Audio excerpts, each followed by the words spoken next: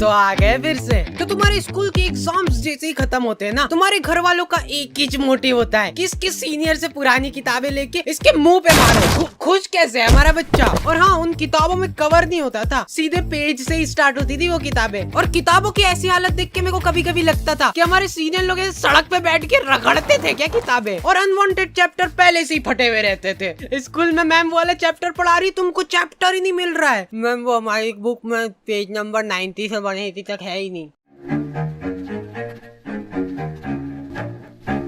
Anyways, गर्मी की छुट्टियाँ। तो गर्मी की छुट्टियाँ पढ़ते से हम लोगों ने असेंबल करा हमारा ग्रुप, दाल बाटी युवा मंडल। हाँ, हमको भी हमारे ग्रुप का नाम शुरुआत में थोड़ा ऐसा अजीब लग रहा था, कुछ ऐसे किसी चीज की कमी लग रही थी। तो फिर हमने दाल बाटी प्लस रायता युवा मंडल रख दिया। और हाँ, मेरे को आज तक ये बात समझ नहीं आई कि ये स्कूल वाले अप्रैल में स्कूल लगा के क्या कर रहे हैं। टीचर लोग तुमको एक एक चैप्टर पढ़ा देंगे अप्रैल में, और फिर जब तुम भूले भटके 2 महीने की गर्मी की छुट्टियों के बाद स्कूल आओगे, बेटा अप्रैल में पूरा कोर्स निपटा दिया था अपन ने, आंखों आंखों में भटिंग भटिंग करके चैप्टर निपटाते, याद नहीं क्या तुमको? कब?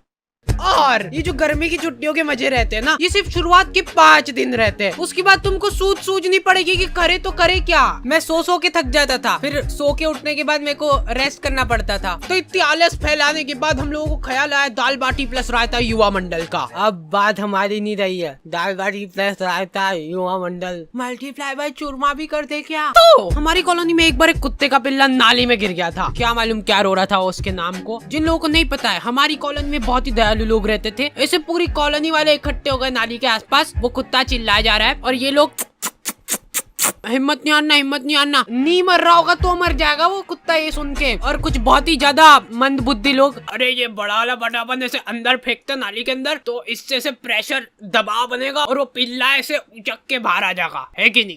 घर जाओ, आप हो गया आपका। और लड़कियां, ओह वाह कितना क्यूट है, मर जाएगा वो। फिर मैंने सोचा कि ये दुनिया बहुत ही मतलबी है, इसलिए मेरे को भी अब मतलबी बनना पड़ेगा, क्योंकि वहाँ पे लड़कियां भी थी। तो मेरे को ऐसा लगा कि अरे मैं ऐसे किसी की जान बचा के एकदम हीरो की क्या बात है, ऐसा कुछ हो जाएगा। अरे आजा। और मैं पूरा ऐसे डायलॉग वगैरह लिख के ले गया था कि पिल्ले को निकाल के ये बोलूंगा, अगर मैं नाली में हाथ डालने से किसी बेजुबान की जान बच रही है तो मैं डालने के लिए तैयार हूँ हाथ नाली में। कोई सुन ही नहीं रहा है। ये डोकरा वो वीडियो रिकॉर्ड करके मेरे को व्हाट्सएप पे भेजा और लिखता है लमाओ हिंदी में लमाओ लिखा है इसने। मेरे को ऐसा लगा था कि जब भी हम लोग ऐसे कॉलोनी में निकलेंगे तो लोग गाना चलाने लग जाएंगे, हीरो। नहीं, कुछ नहीं करा इन लोगों ने, ये लोग कुत्ते को अप्रिशिएट कर रहे हैं। देख मैं बोला था ना, हिम्मत नहीं आ रही तो निकल गया ना तू। देखो यार, कॉलोनी वालों ने मेरे को शाबाशी वगैरह नहीं दी, वो सब ठीक है, लेकिन इनको क्या मालूम क्यों ऐसा लगने लग गया कि मेरे को नाली में हाथ डालने में मजा आते हैं। मेरे पास नाली साफ करने के लिए ऑफर आने लग गए, लेकिन मैंने सारे ऑफर्स को ठुकरा दिया। जी हाँ, तो फिर से आ चुका हूँ मैं, और आज हम लोग बात करने वाले हैं डुओलिंगो के बारे में। मतलब कि जिसके भी 2 लिंग।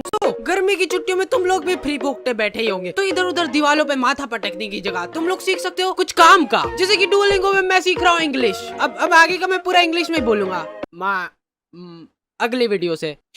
अभी सीख रहा हूँ ना, अभी सीखा थोड़ा ना हूँ। और सबसे बढ़िया बात, ये डुओलिंगो बिल्कुल ही फ्री ऐप है, समझ लो फ्री। तुम लोग इंग्लिश, हिंदी और 40 अलग अलग लैंग्वेजेस सीख सकते हो। लड़कियों को फिर तुमसे वो होगा, मतलब आकर्षित हो जाएगी लड़कियां तुमसे कि हिंदी में नहीं पढ़ रही तो इंग्लिश बोलने वाली लड़की को, मतलब ऐसे फिर 40 लैंग्वेज आएगी, तुम मतलब पूरे वर्ल्ड की लड़कियों को आकर्षित कर लोगे। तो डुओलिंगो को यूज करना बहुत ही सिंपल है, क्योंकि इसका इंटरफेस है बिल्कुल मस्त। So go and download Duolingo and learn a new language now. Link is in the description.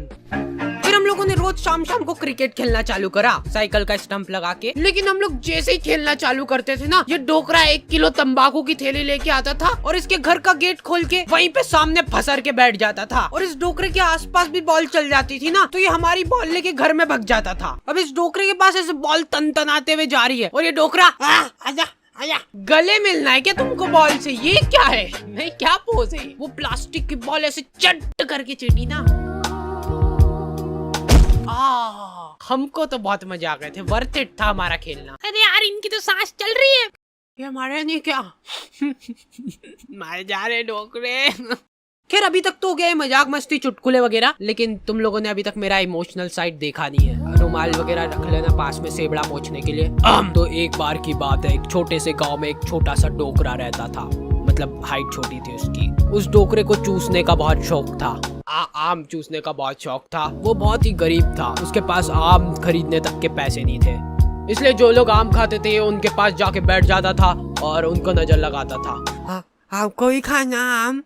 2 minute चट निकल जैसे, आम चाहिए इनको। तो वो डोकरे को कभी आम तो नसीब नहीं हुआ, लेकिन वो डोकरा हमेशा आम की गुठलियां समेटा करता था। 1-2 बार तो फालतू में ही लोगों ने उसको कूट दिया, ऐसे ही मजा आते थे लोगों को। फिर धीरे धीरे टाइम गुजरता गया और अचानक एक दिन वो डोकरा मर गया।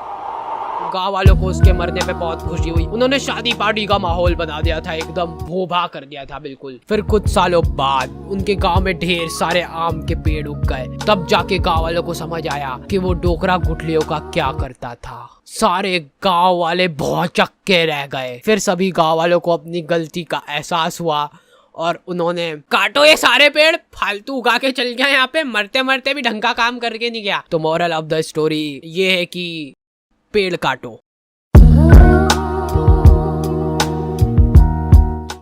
हम लोगों ने सोचा कि फिजिकली तो ठीक है, पर ऐसे मेंटली भी ग्रो करना पड़ेगा अपने आप को। तो हम लोगों ने मेरी अच्छी बढ़िया रिमोट कंट्रोल कार थी, उसको तोड़ के उसकी मोटर निकाली और ये मैं बोल रहा था अपन में बहुत पोटेंशियल है, पर अपने को मालूम नहीं अपने दिमाग की सीमाएं।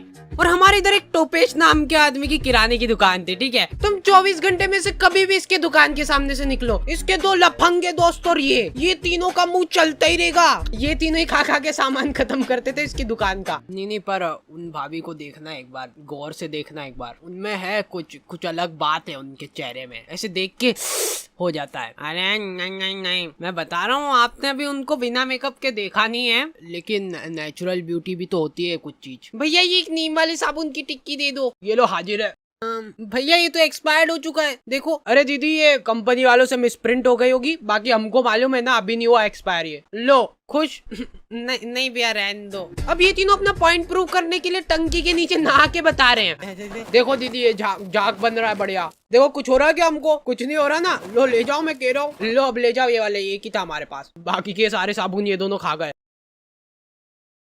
ओके तो दी एंड हो चुका है। और हाँ, इस बार हम लोग बहुत ही स्पेशल चीज कर रहे हैं जो कि आपने कभी पूरे YouTube में नहीं देखी होगी। ये वीडियो के लिए हम लोग रख रहे हैं लाइक एम, जो कि है 2 लाख लाइक।